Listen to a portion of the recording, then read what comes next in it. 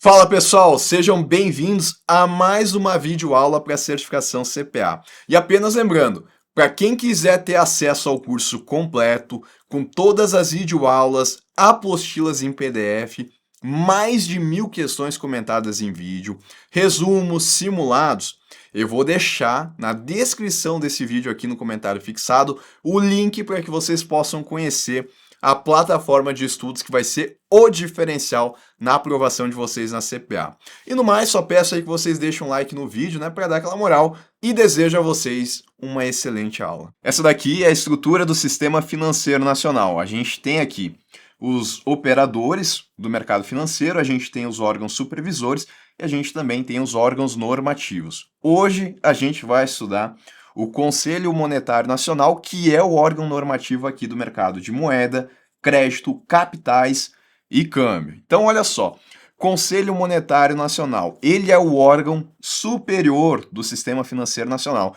Ele é chamado assim, tá? De órgão superior. E tem a responsabilidade de formular a política da moeda e do crédito. Vamos entender isso daqui, tá? Bom, quando eu penso em política, eu tenho que associar isso a um conjunto de medidas que o governo ele vai tomar no sentido de resolver algum problema. E aqui são medidas, então, na moeda, no controle da moeda que a gente tem na economia, a gente vai se aprofundar nisso ao longo das próximas aulas, e também medidas que são tomadas no sentido de controlar o crédito, né? Como que as instituições financeiras vão distribuir o crédito, dinheiro emprestado, financiamento às pessoas e às empresas. Então, o Conselho Monetário Nacional ele formula como que vão se dar essas medidas, como que vão se dar essas políticas. E para que ele formula? Para que ele faz isso? O objetivo dele aqui é conseguir a estabilidade da moeda e o desenvolvimento econômico e social do nosso país.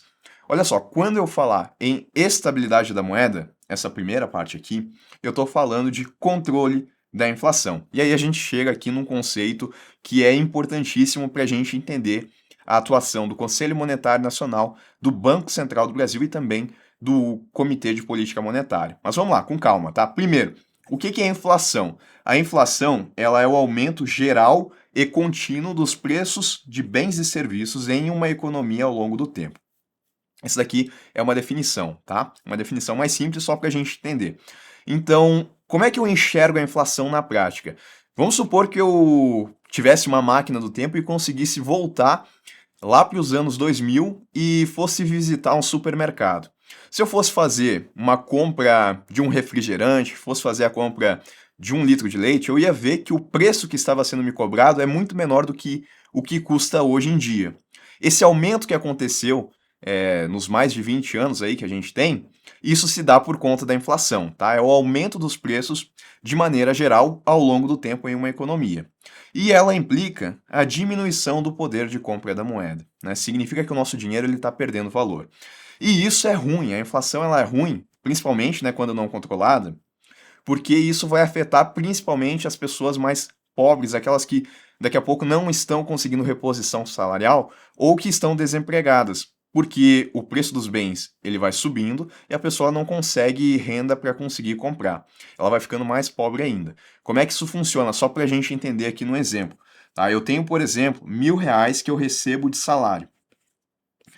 Com esses R$ 1.000, vamos usar aqui um exemplo só para a gente entender. Eu consigo comprar uma cesta de produtos. E aí, com essa cesta aqui de produtos, eu consigo passar o mês, né? É o que eu necessito para conseguir sobreviver durante o mês. Então, eu poderia pensar, por exemplo, né, que nessa cesta de produtos aqui eu tenho 10 produtos que são essenciais, né? Vou ter ali alimentação, vou ter ali também cuidados básicos que eu tenho que ter para passar o mês. E eles somados, eu posso ter 10 produtos de R$ 100, posso ter 20 produtos de R$ 50. Eles somados, eles vão dar R$ 1.000, que é exatamente o que eu ganho. Então eu ganho 1.000, gasto 1.000. Aí vamos pensar que passou aqui um ano. Aí, o que aconteceu? O preço desses produtos aumentou. Se antes eles custavam, se antes eu tinha 10 produtos custando R$ 100, agora o preço aumentou de 100 para 110. O que vai acontecer? Eu vou precisar agora de R$ 1.100 para poder comprar a mesma cesta de produto que um ano atrás eu pagava o valor de R$ 1.000. O problema é, Se eu recebi um aumento no meu salário de 1.000 para 1.100, eu continuo na mesma situação. Agora, se eu não tive esse aumento, eu continuo recebendo R$ 1.000, eu já não consigo mais comprar essa cesta de produtos e eu vi ali, né, o dinheiro perdendo valor e eu acabei ficando mais pobre. Então, isso é uma situação ruim, né, quando a gente tem inflação, porque geralmente as pessoas que não têm tanta renda, que não têm um emprego formal, elas têm uma dificuldade maior na reposição salarial. E se a inflação ela vai subindo de maneira descontrolada, ela vai vendo o seu dinheiro perdendo valor e também ela vai vendo a situação dela ficando pior. Tá? Então, essa daqui é a diminuição no poder de compra. E notem aqui que eu consigo medir aqui o quanto que foi a inflação. É claro que aqui eu estou considerando só uma cesta de produtos, mas quando a gente olha a inflação, na verdade, existe índices que vão calcular qual que foi o valor da inflação e eles vão considerar lá uma cesta de produtos. Aí tem vários índices, né? O IPCA, por exemplo, é o índice que vai ser utilizado aqui quando a gente falar em política monetária, mas tem o IGPM também, que vai trazer essa ideia para nós. IPA, IPC, tem outros tantos aí. E bom, no exemplo que eu coloquei aqui, eu consigo ver que se saiu de 1.000 para 1.100 é porque eu tive um aumento aqui de 10%. Em outras palavras, a inflação aqui nesse período de um ano, ela foi de 10%, né? Se eu estivesse considerando que a minha economia só tivesse essa cesta de produtos. Se eu não tiver uma reposição salarial de pelo menos 10%, eu vou ter ali uma situação onde eu fiquei mais pobre nesse período de um ano. Então, olha só, né? Tudo isso aqui para a gente entender isso. O Conselho Monetário Nacional ele tem o objetivo de estabilizar a moeda, porque aqui a moeda ela teve diminuição no poder de compra.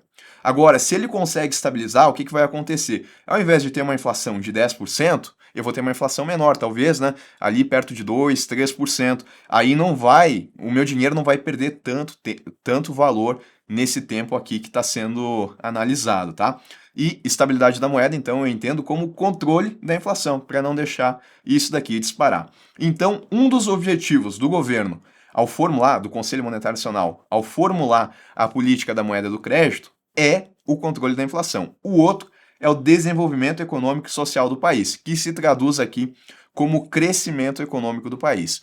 Sim, tá? De maneira geral, a gente pode entender que se a economia ela está produzindo mais, ela está crescendo, isso vai trazer uma situação melhor para todos. É claro, né, que a gente tem que ver como é que vai se dar a questão da desigualdade e tudo mais, mas geralmente é isso. Economias que produzem mais, o bem-estar das pessoas daquele país tende a ser melhor. Então, por isso que o Conselho Monetário Nacional, ele também visa aqui formular política para conseguir esse crescimento econômico do país. Crescimento econômico e social, né, para se refletir isso em todas as pessoas. Bom, um ponto importante que eu chamo a atenção aqui, tá? É que o Conselho Monetário Nacional ele visa o controle da inflação. Inflação é esse aumento generalizado nos preços em uma economia ao longo do tempo. O contrário de uma inflação é o que a gente chama de uma deflação. Isso aconteceria, por exemplo, né, se essa cesta de produtos que totalizou R$ 1.000, em um ano ela totalizasse agora R$ 900. Ou seja, ela perdeu aqui um, na verdade, o meu dinheiro ganhou valor no tempo, né? Porque eu tive aqui uma conta que desceu, né? O preço dos bens desceu, e aí agora eu preciso de menos dinheiro para comprar aquela cesta de produtos. Isso é o que a gente chama de deflação, é o contrário da inflação. E parece bom, né, à primeira vista, porque se eu continuo ganhando R$ 1.000, em tese agora está me sobrando dinheiro. O problema, tá, é que a situação, quando a gente tem uma deflação, é que esse tipo de situação acaba acontecendo quando a gente tem recessão econômica.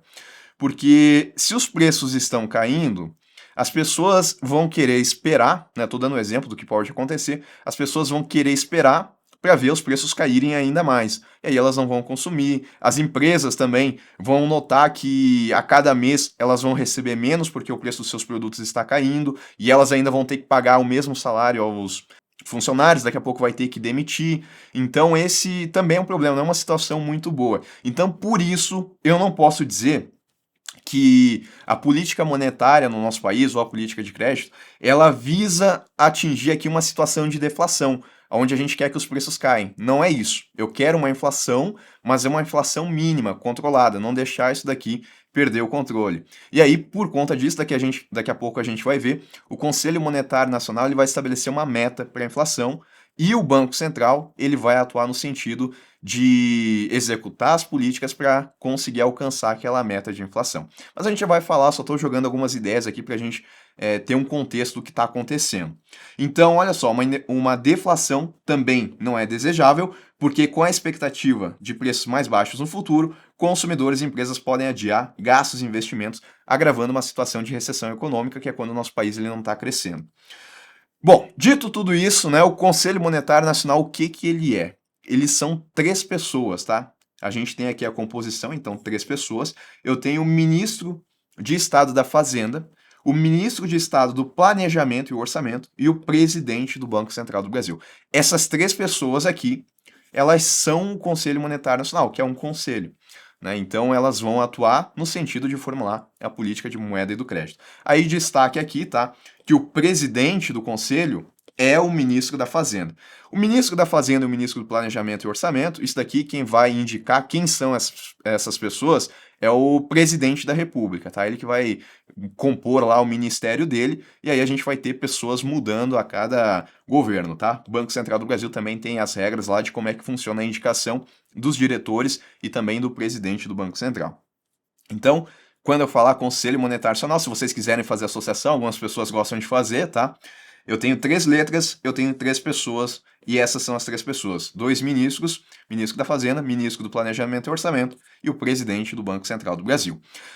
E aí a gente vai começar a ver agora outros objetivos aqui do Conselho Monetário Nacional e também algumas atribuições, tá? Primeiro eu quero destacar o seguinte: o Conselho Monetário Nacional, ele é o órgão deliberativo máximo do sistema financeiro nacional. Bom, a gente acabou de ver, né, que ele também é definido como órgão superior. Sempre que a gente escutar, né, algo relacionado a superior, deliberativo máximo, a gente vai associar que é o Conselho Monetário Nacional, apesar da gente também ter outros 2 conselhos. E até também fica mais uma dica aí, né? Quando a gente falar em órgãos normativos, vocês estão vendo que todos os 3 aqui eles são conselhos. Então os 3 eles são formados por pessoas. E os 3 têm um nacional aqui também, né? Opa, aqui, aqui e aqui.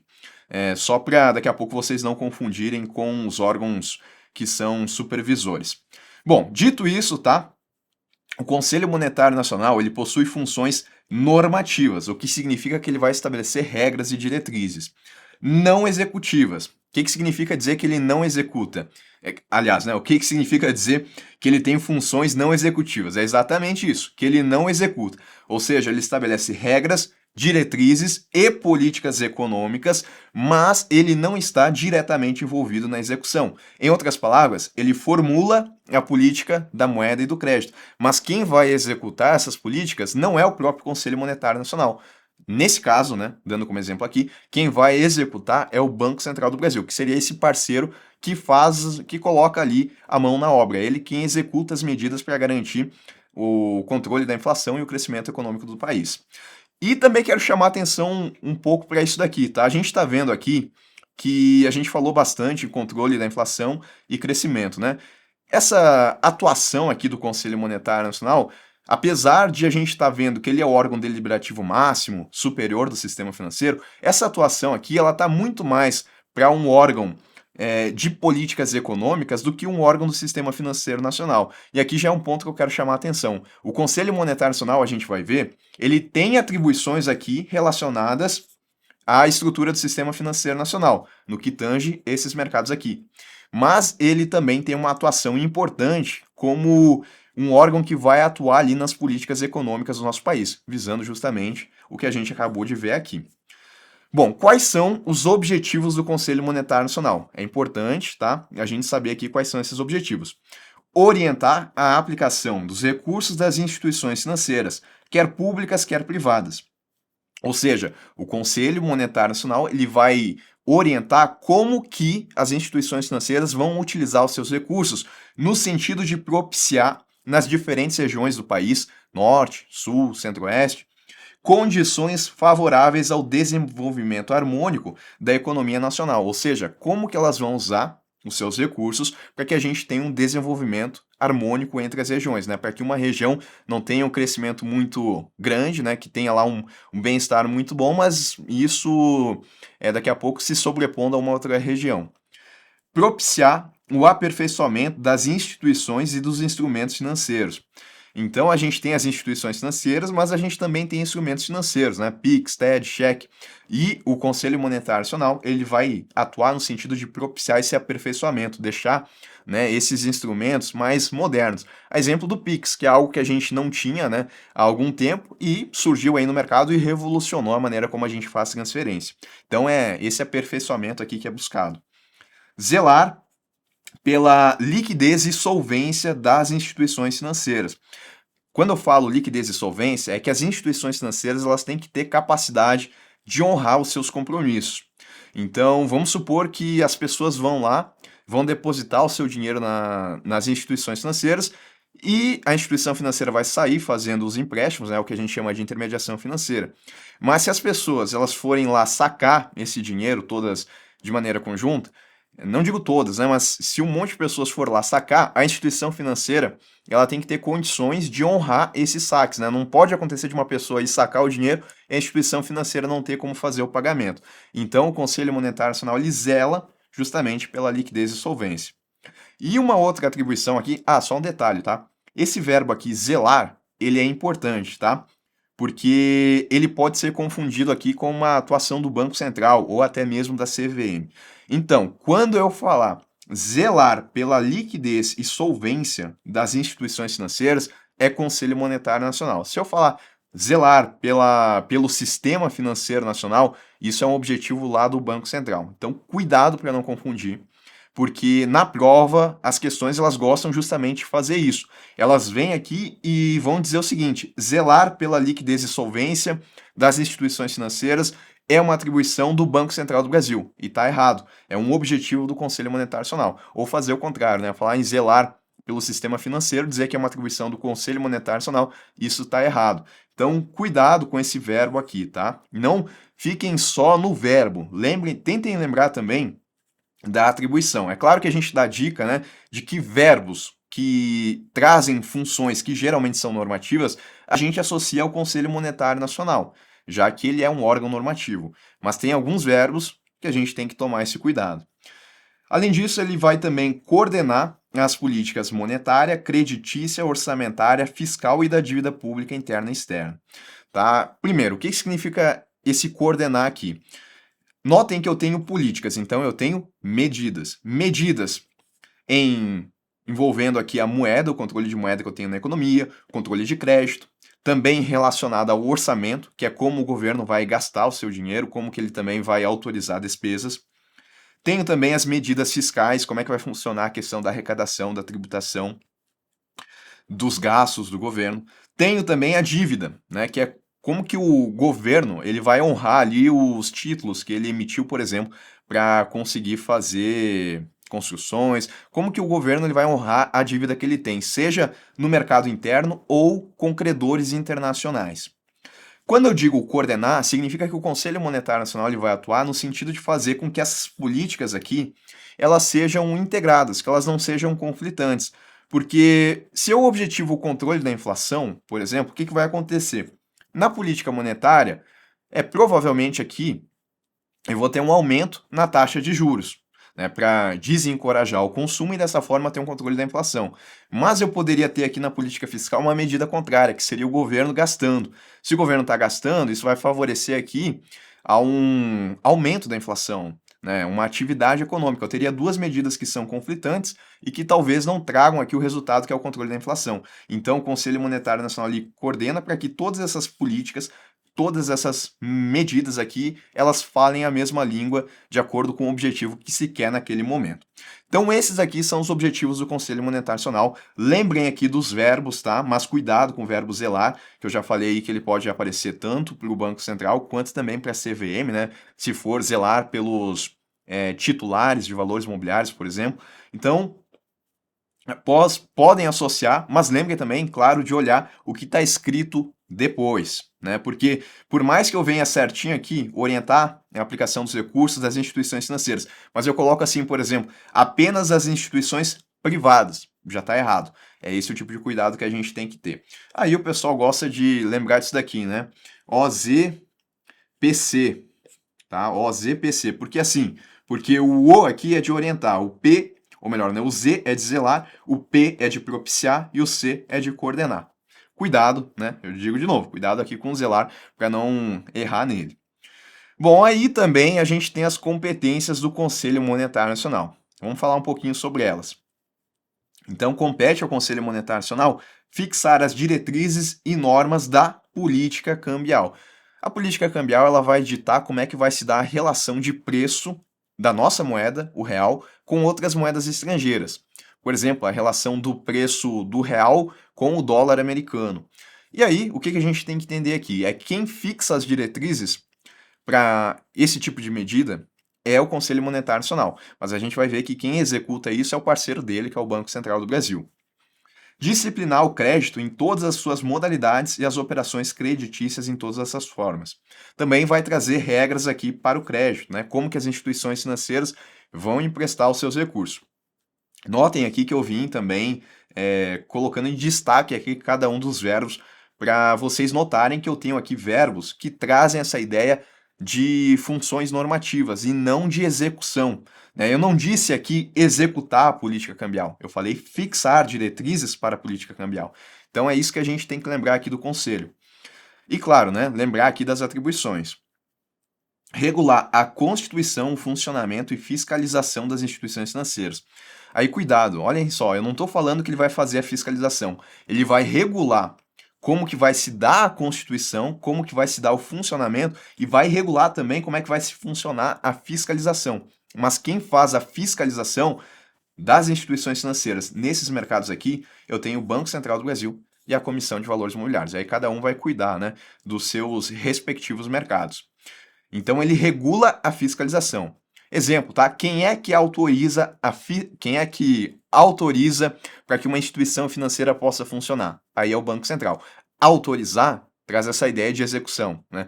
De dar o conduto ali para a instituição financeira poder operar. Aí é o Banco Central. Mas quem regula como que isso funciona é o Conselho Monetário Nacional.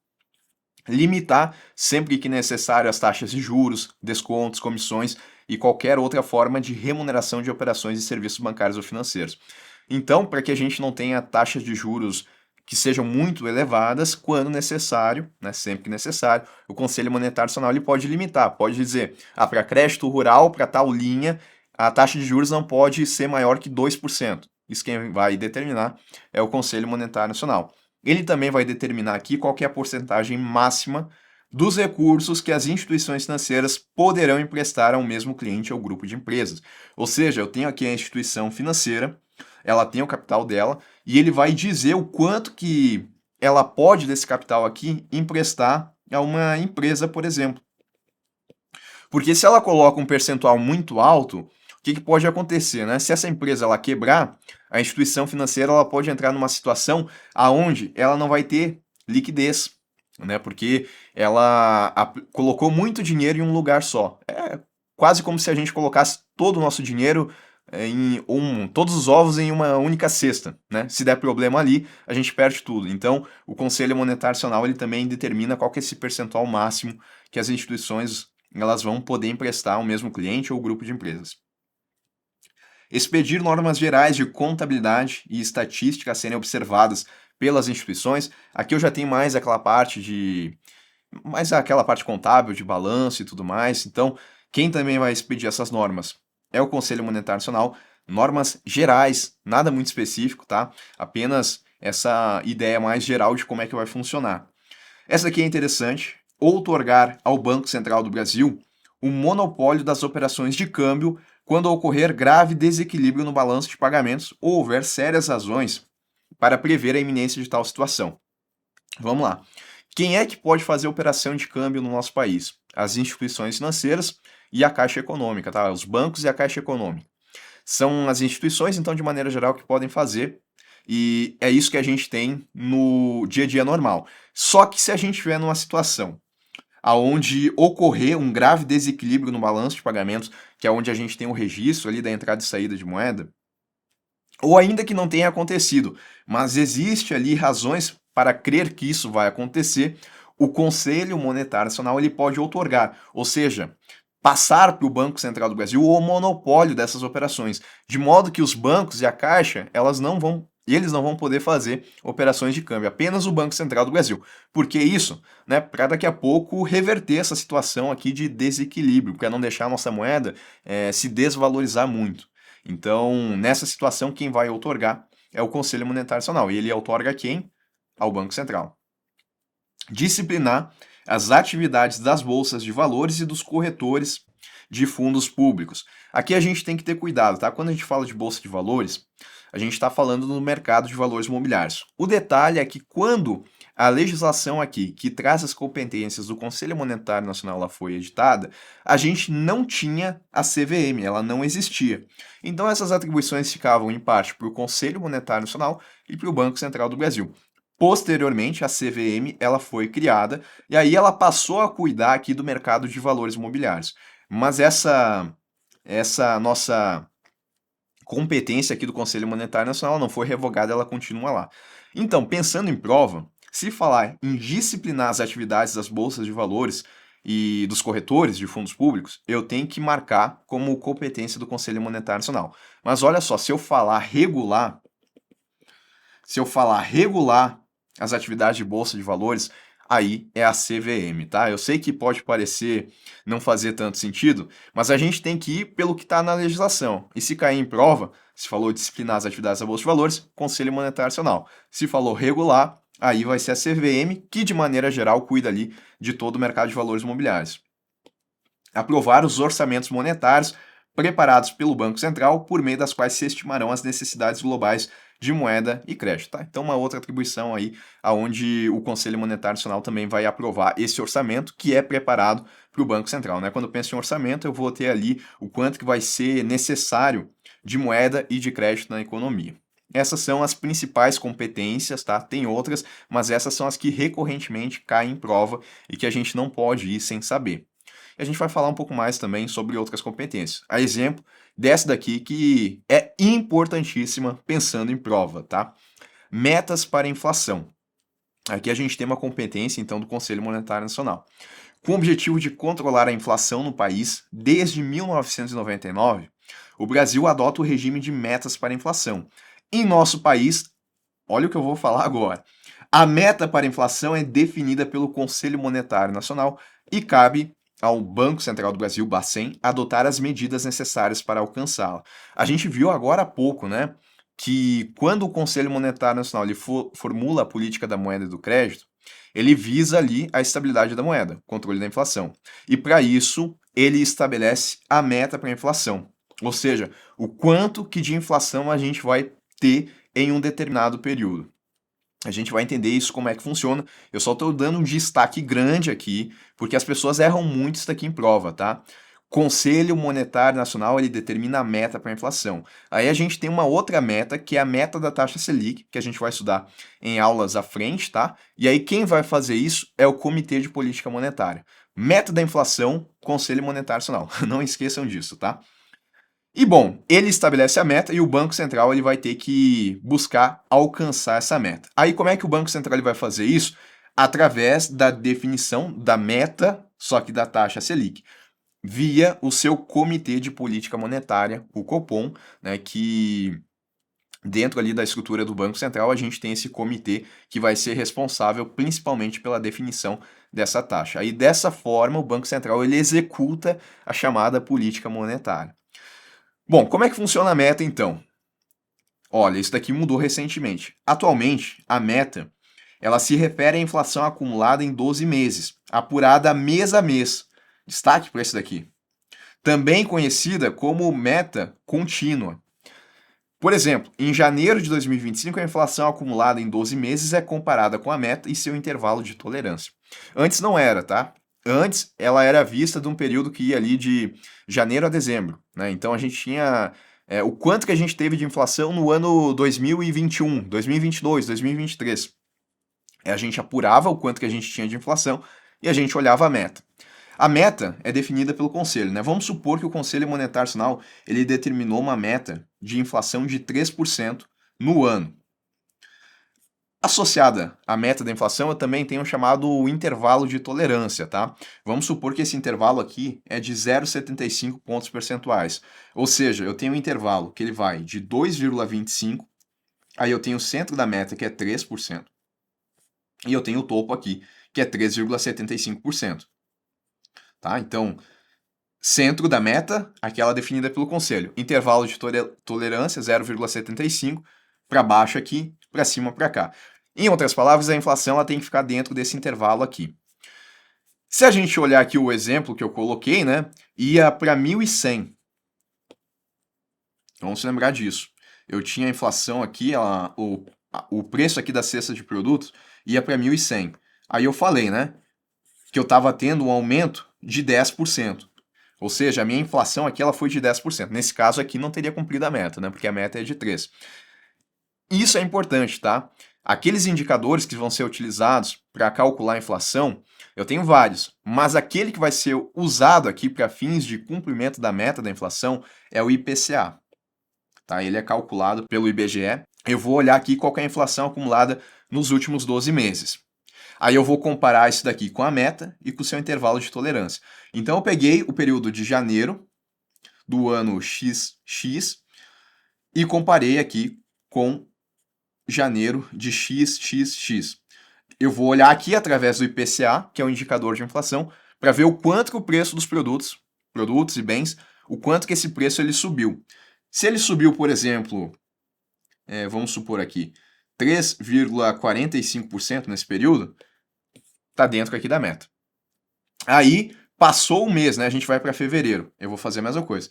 Fevereiro de XX, eu vou comparar com fevereiro de XXX, que é o ano seguinte. Aí eu vou olhar aqui qual que é a inflação nesse período de 12 meses. É 3,52%.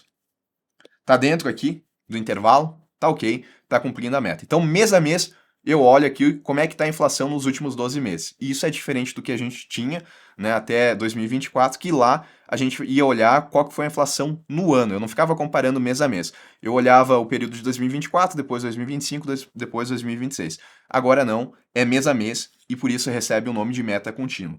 E olha só o que eu vou falar agora, tá?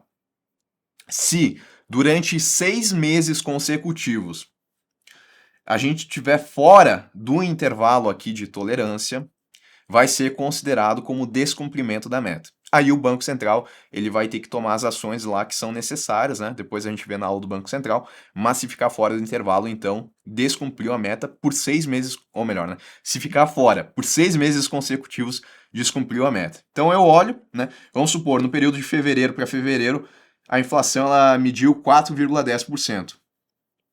Até agora, estava tudo ok. Aí aqui foi o primeiro mês que descumpriu, né? Ficou 4,10. Mas eu ainda não vou enxergar aqui como descumprimento da meta. Eu ainda vou precisar outros 5 meses aqui, de forma consecutiva, para entender que aconteceu um descumprimento da meta. Diferente do outro modelo que a gente tinha, né? Que se no ano ficou fora do intervalo, aí já era considerado descumprimento. Aqui são 6 meses consecutivos. Perfeito, tá? E esse 3% aqui, e o intervalo de tolerância, eles podem mudar? Podem, tá?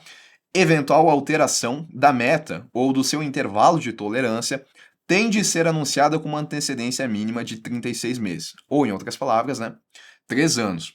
Então, né, se, por exemplo, eu tenho que a meta ela foi definida em 3% e eu quero mudar isso, isso só vai valer a partir da minha mudança para daqui 3 anos, né? Eu vou avisar que vai acontecer a mudança 3 anos antes, para que 3 anos depois passe a valer a nova meta. Mas eu vou continuar com o sistema de meta contínua, olhando mês a mês.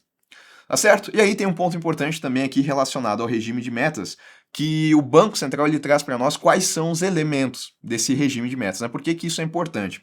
Bom, primeiro é o conhecimento público e prévio da meta para a inflação.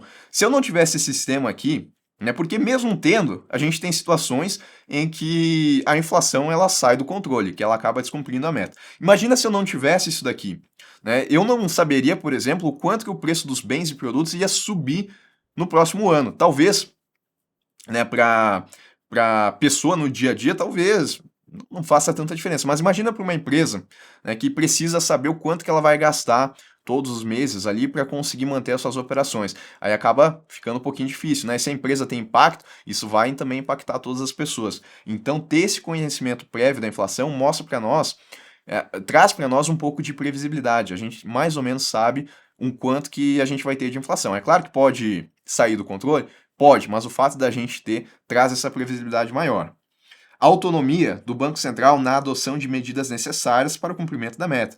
A gente viu que ele vai atuar aqui definindo a meta da taxa Selic, e depois ele vai utilizar os instrumentos de política monetária para fazer o manejo dessa taxa, justamente para entregar uma inflação dentro da meta que foi estabelecida aqui pelo Conselho Monetário Nacional. Comunicação transparente e regular sobre os objetivos e justificativas das decisões da política monetária. Então, sempre trazendo essa ideia de transparência, para as pessoas terem o conhecimento do porquê, por exemplo, o Banco Central está tomando determinada atitude, né? Pensando aí no controle da inflação.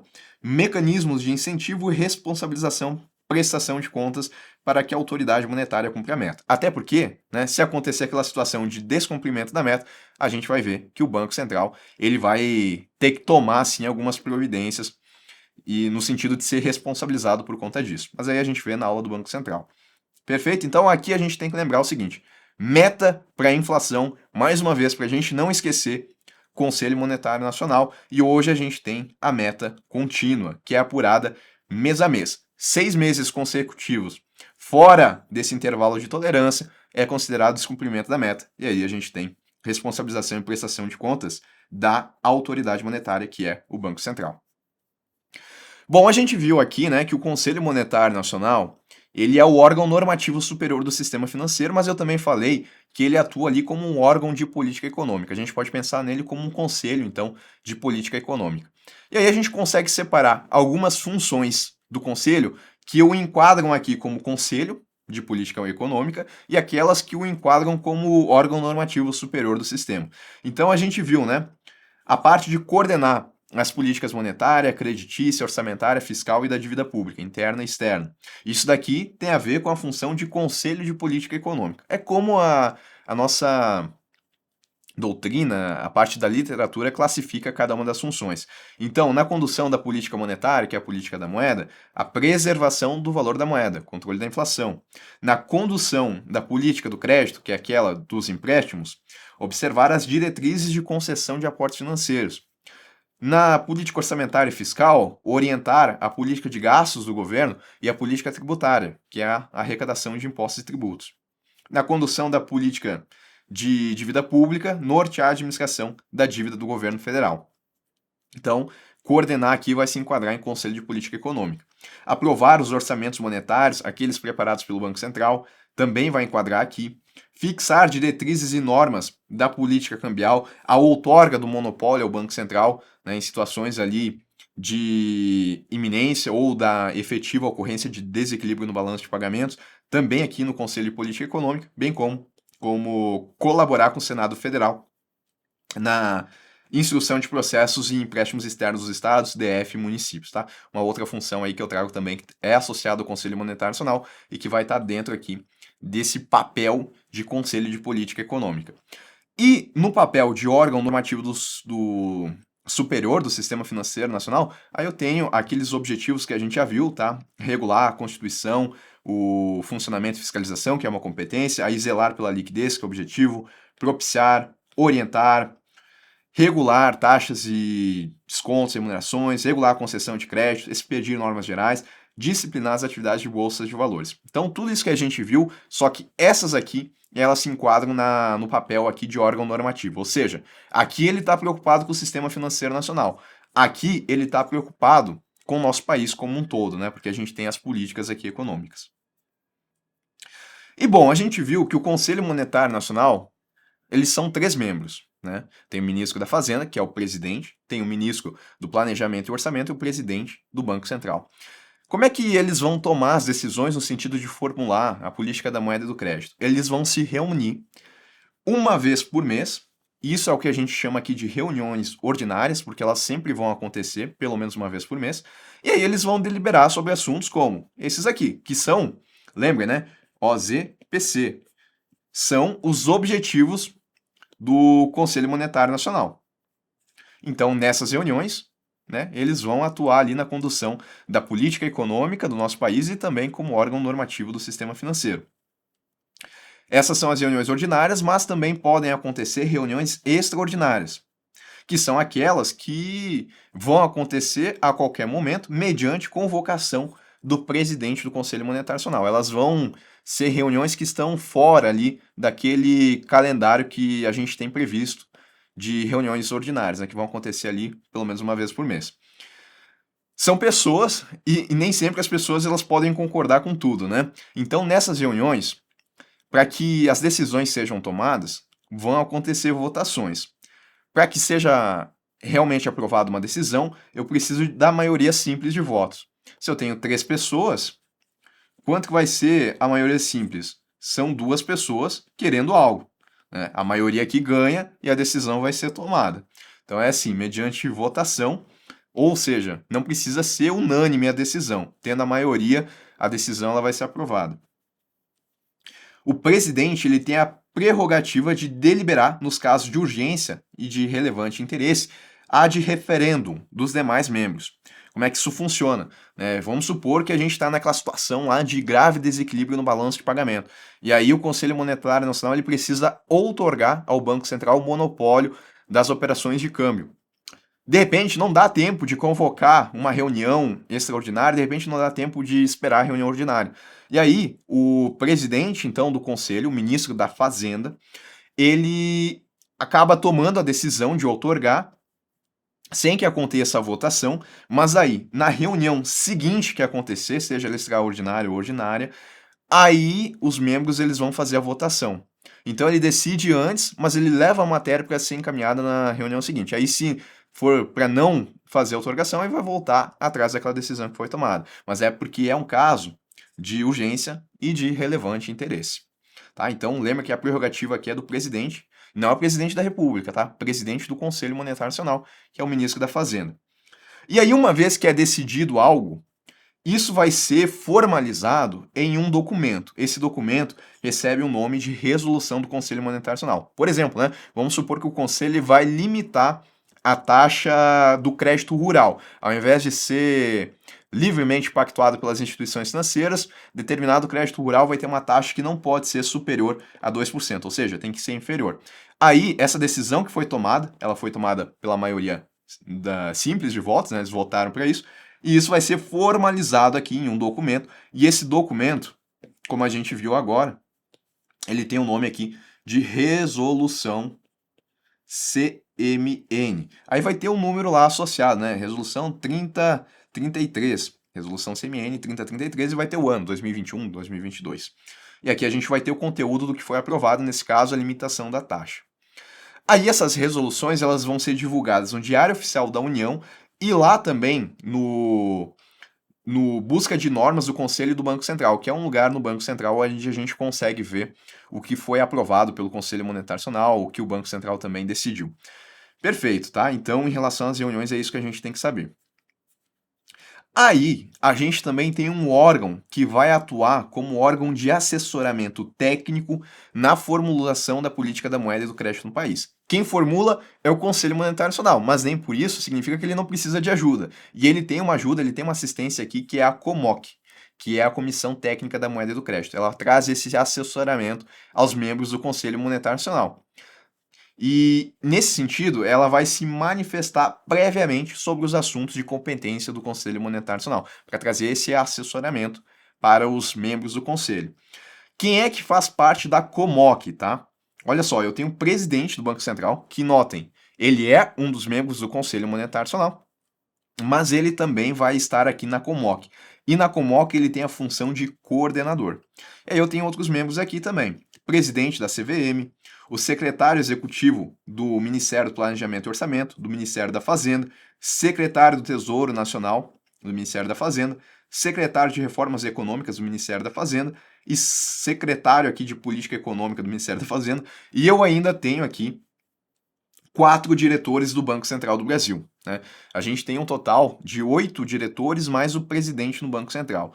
Então, notem que eu não tenho todos os membros aqui do Banco Central, eu tenho só metade dos diretores e o presidente, mas como isso daqui acontece de forma alternada, eventualmente um dos diretores do Banco Central do Brasil, qualquer um deles, vai poder fazer parte da COMOC, porque fica alternando aqui esses 4 diretores do Banco Central.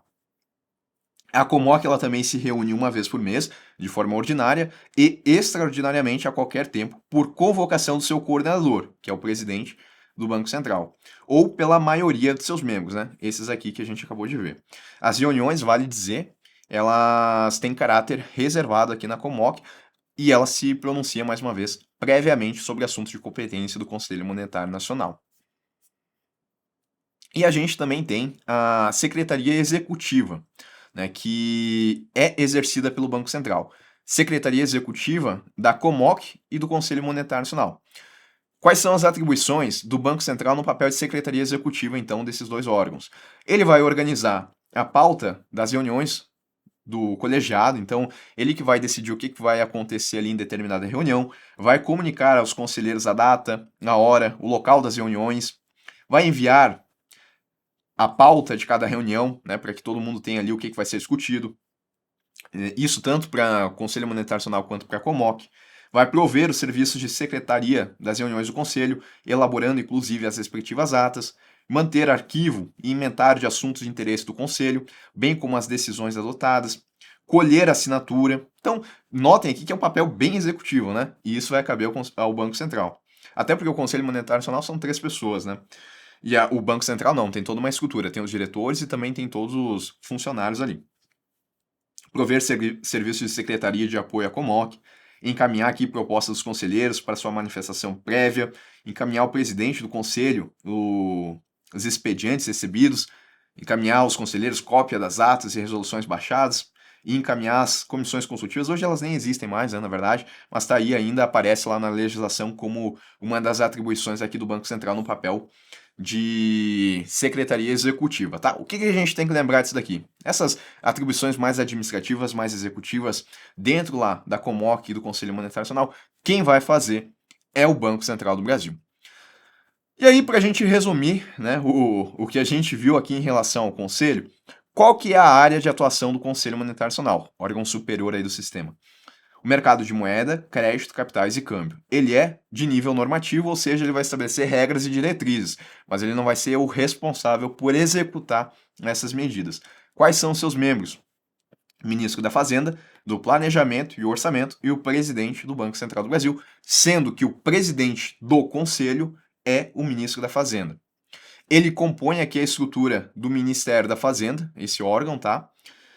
E as matérias, elas são formalizadas em resoluções do Conselho Monetário Nacional. Eu ainda colocaria aqui, chamaria um pouco mais atenção em relação à meta para a inflação, tá? Lembrem que essa é uma atribuição importante do Conselho Monetário Nacional. Cuidado para não confundir.